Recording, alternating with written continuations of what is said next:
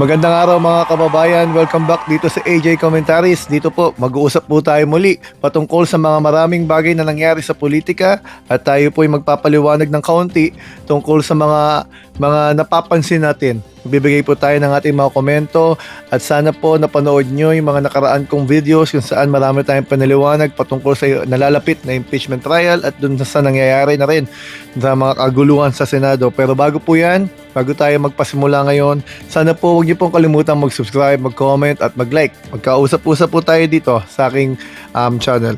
Sa pagkakataon pong ito, ang gusto ko pong pag-usapan, itong napipintong pag-ahain ng kaso laban kay Senador Rodante Marcoleta. Ngayon, marami nagtataka bakit daw plunder at indirect bribery ang ikakaso. Ngayon, pag-uusapan po natin yan. Pero ang pupuntahan natin sa pagkakataong ito yung kasong plunder. Kasi kung hindi pong matatandaan, yung mga kinakasuhan ngayon ng mga plunder ay related dahil doon sa nangyaring flood control anomaly. Tulad kay Jinggoy Estrada. At ngayon alam natin ay nasa ombudsman na rin yung mga ipinasa ni Senator Ping Lacson na kanyang report nung siya na chairman pa ng Blue Ribbon Committee. Kasapilang sa kanyang pinapakasuhan si Joel Villanueva at si Chis Escudero. Puro plunder po yon. Kapag plunder, wala pong bail yan. At doon po nalilito yung iba, bakit daw plunder din at indirect bribery ang ikakaso kay Rodante Marcoleta. Backtrack lamang po tayo. Alam niyo po si Rodante Marcoleta sa maraming pagkakataon, siya rin naman ang nagpapahamak sa kanyang sarili. Umpisa natin sa mga interview niya. Ngayon, sa mga nakarang interview niya, siya rin nagsabi na talagang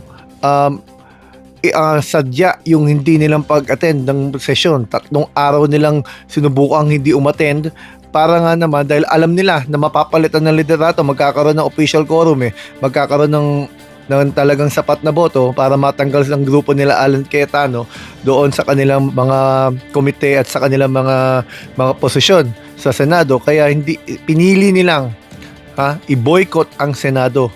Imbis na tumulong sila at gumawa ng batas na makakatulong sa ating mga Pilipino, ang inuna nila yung kanilang interest. But anyways, sa kanya po nanggaling yan. Ano pa po yung mga nanggaling sa kanya? Yung nagpahamak din sa kanya. Ito nga po, yung kasong plunder. Bakit po? Sa kanya pong mga interview, sinabi niya, totoo, na nakatanggap siya ng tatlong pagkakataon ng malalaking halaga. 30 million pesos mula kay Mike Defensor, 25 million mula naman sa isa pang hindi pinangalanan at 20 million at dun sa isa. Ang suma total po niyan ay 75 million. Ngayon, nakalusot po siya sa COMELEC. Tatandaan po natin bakit wala daw pong election offense. Kasi nangyari yung pagtanggap niya ng 75 million base to sa kanya, tinanggap niya yung 75 million bago ang campaign period. So, nakalusot siya sa election offense kasi wala pa nga namang campaign period nun. Ngayon, hindi po niya yun nilabas sa kanyang SALN, sa kanyang statements of assets, liabilities, and network.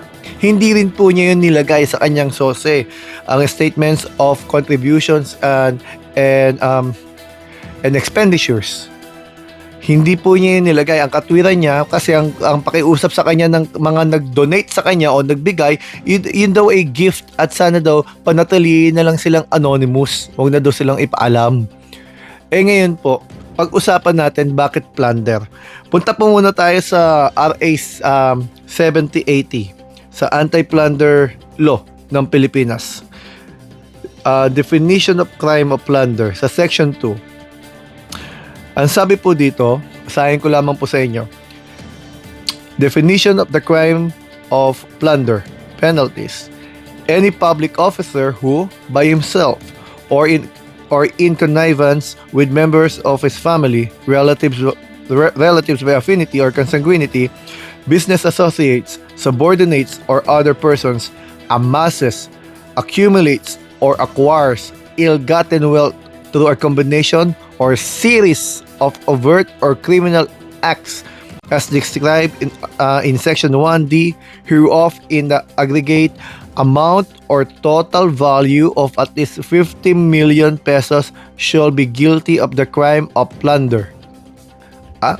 Dalawang punto po doon. Ang una po ang sinabi po ay amasses, accumulates, or acquires ill-gotten wealth through a combination or series of overt. Tandaan po nito, tatlong pagkakataon po siyang tumanggap. 30 million, 25 million, at 20 million. May series po ng kanyang pagtanggap. Ang pangalawang punto, ang amount po ay total value of at least 50 million pesos shall be guilty of the crime of plunder. Kapag 50 million po yan, pataas, yan po ay plunder. At yun nga po ang nangyari sa kanya, 75 million pesos. So nakalusot siya dun sa campaign period. Hindi niya ngayon dineklara sa SALN. Hindi niya ngayon dineklara sa SOSE. Napansin ngayon. Lumabas tuloy dahil sa kadadaldal niya dun sa media na tinanggap niya, naging plunder pa. Non-bailable. Bakit po naging plunder? Kasi po, siya po ay lingkod bayan. Kongresista siya ng mga panahon na yon. Kung babalikan po natin noong 2019, wala pa po si Marcoleta sa limelight.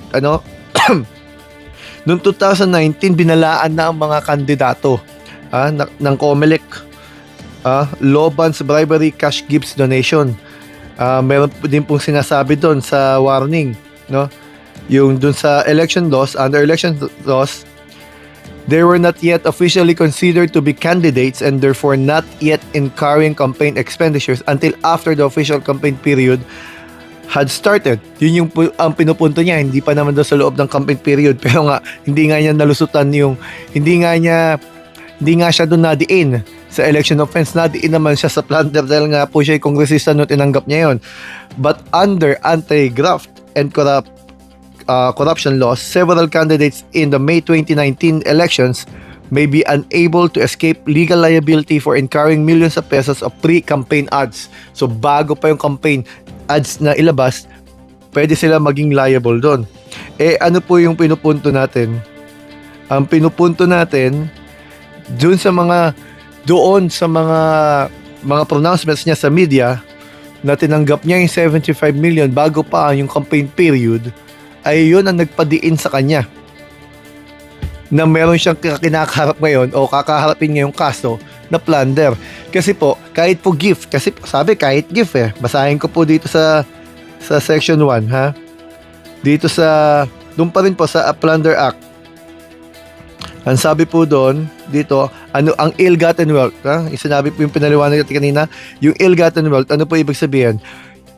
Base po dito sa batas, means any asset, property, business enterprise, or material possession of any person within the purview of Section 2 hereof, acquired by him, directly or indirectly through dummies, nominees, agents, subordinates, and or business associates, by any combination or series of the following means or similar schemes: through misappropriation, conversion, misuse, or malversation, by receiving directly or indirectly any commission, gift, share, percentage, kickbacks, or any other form of pecuniary benefit.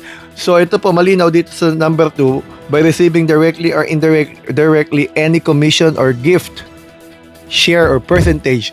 Yung sinasabi niyang yan daw po ay regalo, bigay sa kanya. Hindi daw yan wala daw yung kapalit, yan daw po ay gift.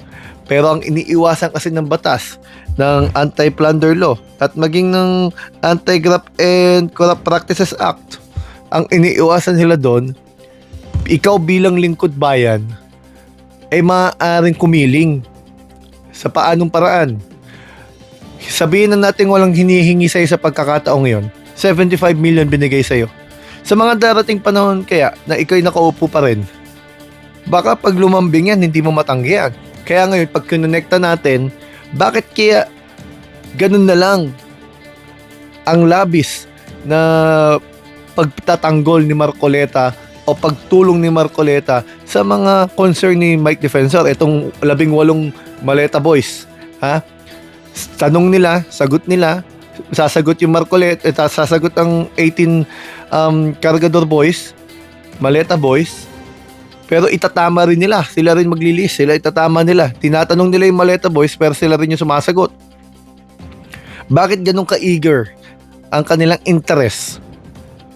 Dahil ba si Mike Defensor ang namumuhunan diyan? Di tayo namimintang, pero ang sinasabi natin, kung totoo, sa bagay, sinabi na nga niya, tinanggap niya yung 30 million ni Mike Defensor. Paanong lakas ng loob niya ngayon tanggihan niya si Mike kung anong gusto niya gawin? Yun ang pinupunto ng batas dyan, yung Anti-Plunder Law at yung Anti-Graft and Corrupt Practices Act. Kaya dapat, bilang lingkod bayan, nag-iingat. Kaya malaki ang problema niya ni Marcoleta dahil pag yan naisampa na sa ombudsman, nalagay yan sa Sandigan Bayan, nasa ombudsman na ata. Pag yan ay nalagay sa Sandigan Bayan, pag yan ni-release ang warrant of arrest, Jinggoy Estrada yan, kulong yan. Wala yang bail. Pero alam nga natin sumagot na yan, counter affidavit na si Marcoleta.